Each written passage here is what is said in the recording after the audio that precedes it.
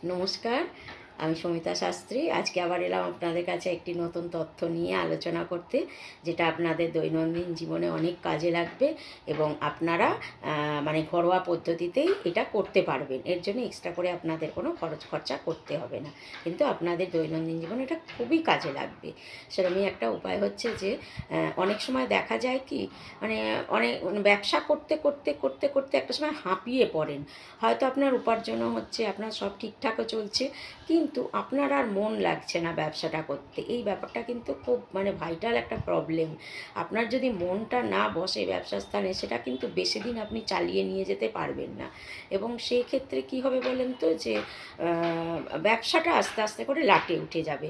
তো ব্যবসার স্থানে যাতে আপনার মনটা স্থিরভাবে বসে, তার জন্য আপনাকে একটা উপায় করতে হবে।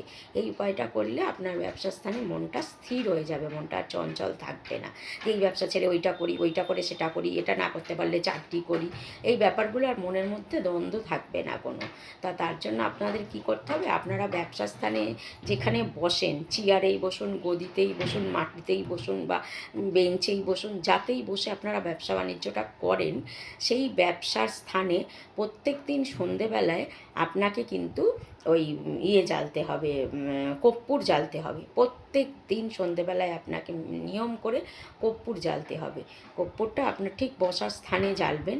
এবার কি, আপনারা কর্পূরটা জ্বাললেন এবং যে বসেন সেখানে একটা টেবিল থাকুক বা একটা বেদি মতন থাকুক, যাই থাকুক, না থাকলে আপনি সেখানে একটা টেবিল রেখে সেখানে কিছু আপনার সুন্দর পছন্দের ফুল রাখুন। রজনীগন্ধাই হোক বা গোলাপি হোক বা চামেলি হোক বা জুঁই হোক, যে কোনো ফুল আপনার যেটা খুব ফেভারিট ফুল, সেটা বেশ বেশি করে একটা তোড়া, ফুলের তোড়া ফুলদানিতে ওই টেবিলে রাখবেন। প্রত্যেক দিন কর্পূর জ্বালবেন, ফুলের তোড়া রাখবেন।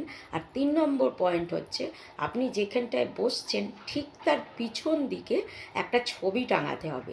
সেই ছবিটা হচ্ছে যে বড় বড় পাহাড় বা কোনো ঘোড়া দৌড়চ্ছে, হোয়াইট কালারের বা ব্ল্যাক কালারের ঘোড়া দৌড়চ্ছে, নট দাঁড়িয়ে আছে বা এমনি পাহাড়ের জায়গায় সমুদ্র, এগুলো একদম করবেন না। ঘোড়া দৌড়চ্ছে বা পাহাড়ের নিচে জলের ছবি কখনো রাখবেন না, তাহলে আপনার মন আরও বেশি চঞ্চল হয়ে আলটিমেট দোকান বন্ধ হয়ে যাবে।